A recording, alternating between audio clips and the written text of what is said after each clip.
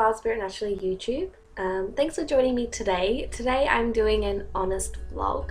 So I wanted to spend some time talking to you about something affecting me recently, and also something that's quite close to my heart and that I want to raise more awareness about.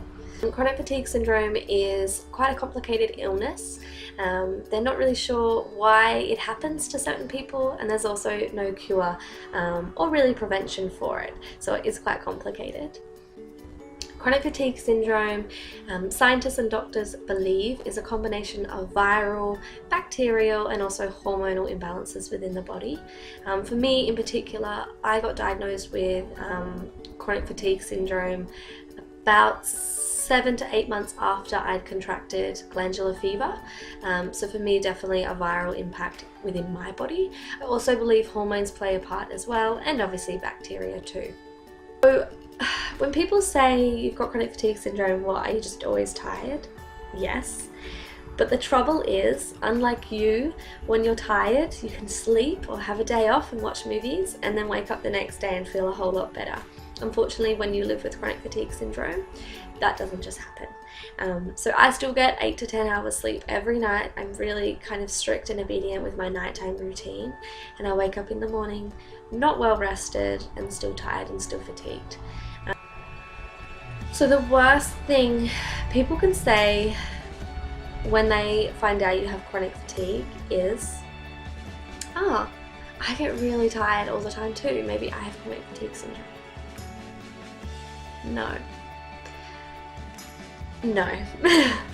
I can't even kind of communicate how frustrating it is when people get tired. I understand today life is crazy and we don't look after ourselves as much as we should, and the body is struggling and it is tired, but chronic fatigue syndrome is a whole notch up.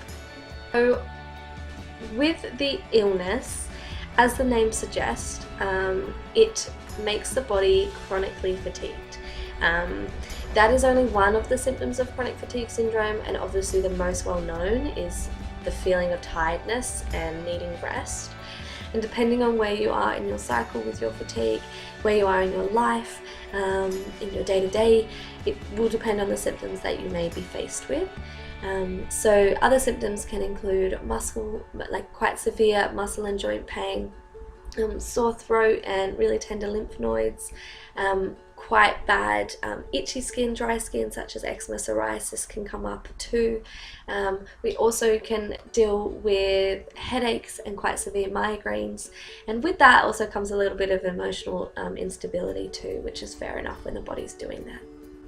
I was explaining the other day to my mother-in-law what it felt like, and I was basically saying at that point in time on that day it was severe jet lag. So I didn't know, my mind didn't know what was going on. I was really foggy brained. I couldn't even remember what I'd done like an hour beforehand. I had a really severe headache, and then all my muscles ached like I'd been sitting down all day, or like cramped in a space all day, and I just wanted to sleep. And then I would try and sleep and my eyes would be closed, but everything else felt like it was moving at 100 miles an hour and I just couldn't rest. It was quite good to get a diagnosis. If you've got chronic fatigue syndrome, or you've had chronic illness before, this may resemble to you that you feel like you're not well, and you know you're not well, you can feel you're not well, but particularly with chronic fatigue syndrome, it takes such a long time to get diagnosis that you can start to think maybe it's all in your head, or maybe you're going a little bit crazy. So with the diagnosis, it's pretty much a elimination. So you have to get tested for absolutely everything that the symptoms you're currently experiencing could be linked to before you get diagnosed with your chronic fatigue syndrome.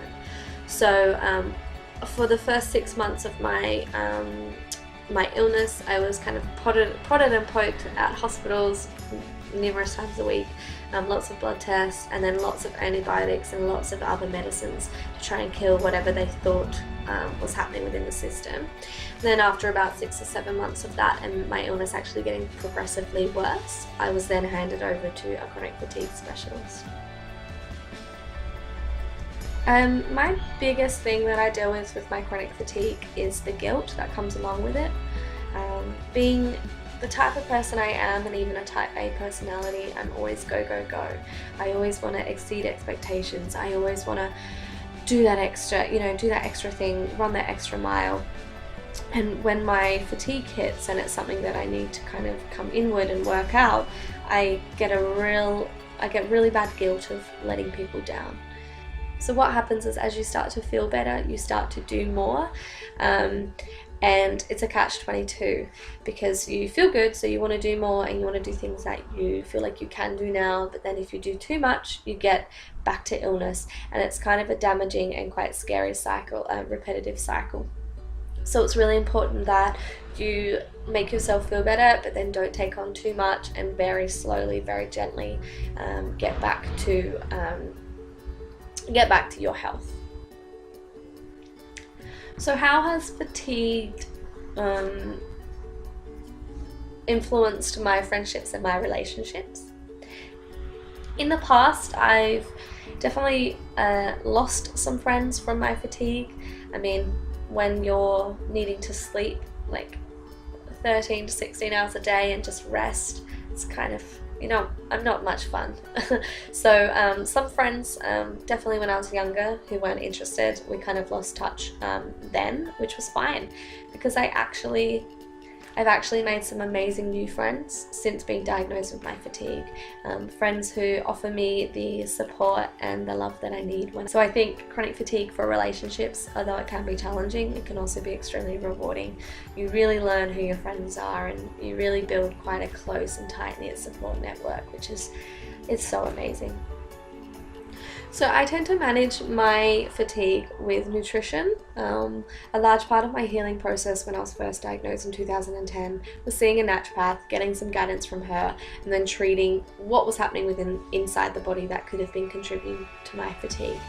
She did a live blood analysis and was able to work out any imbalances, any nutrient deficiencies, vitamin deficiencies, and work out what was happening within the system, what was and wasn't functioning as it should be. And from there, I was put on quite a stripped back diet of just natural, wholesome foods. And also a bunch of supplements to help provide the nutrients and vitamins that my body needed. So nutrition plays a huge role and a huge part in my life, because I healed myself to begin with in 2010 with nutrition. So to this day, I'm so grateful for the knowledge I have on nutrition, and obviously, and also the knowledge I have behind nutrition for my body and what works right and wrong for me.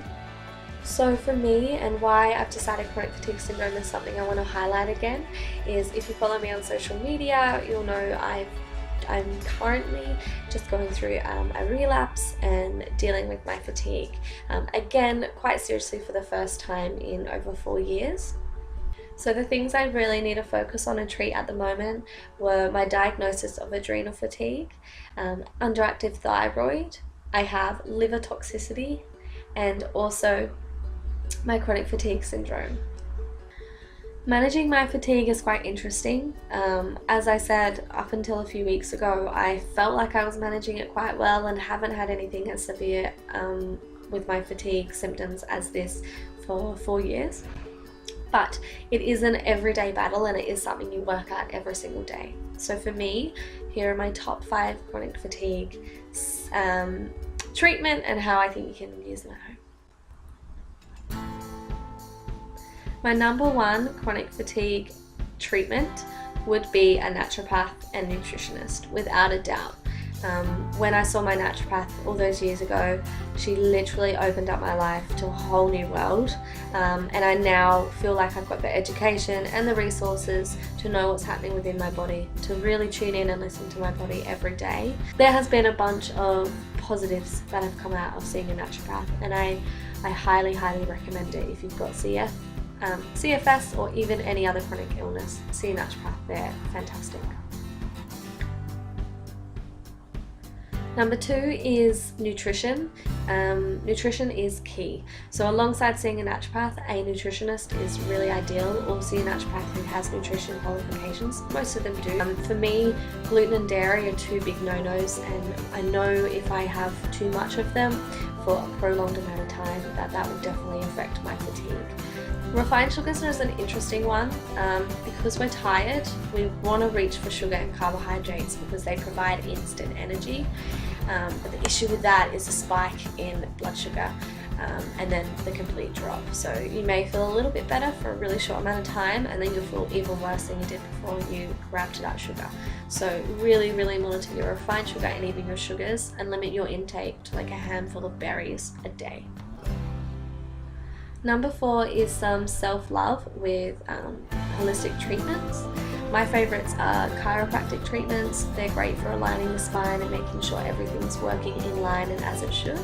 I also love acupuncture. Acupuncture can really help to release any of the tension that builds up in those muscles, particularly when you're relapsing and you have that severe pain. 4 is your support network. It's really, really important if you have chronic fatigue syndrome or any other chronic illness to get yourself a kick-ass support team. Whether that be your workplace, your family, your friends, just get a team that understand it, that want to do their own research for it, and that want to support you through it.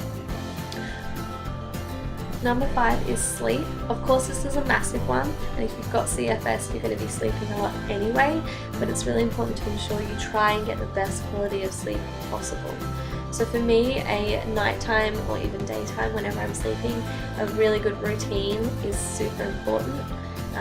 Herbal teas, nice calming essential oils, give yourself a really gentle massage with some body oils, play some meditation or some calming music, hot water bottles, get yourself nice and comfy in bed.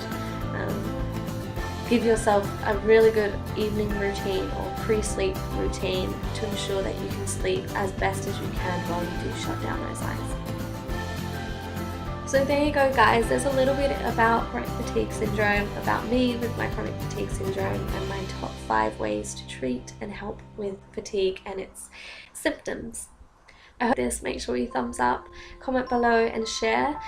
If you want to hear more about chronic fatigue and also more about holistic health and wellness to treat fatigue and just give yourself an awesome life, please subscribe to my channel.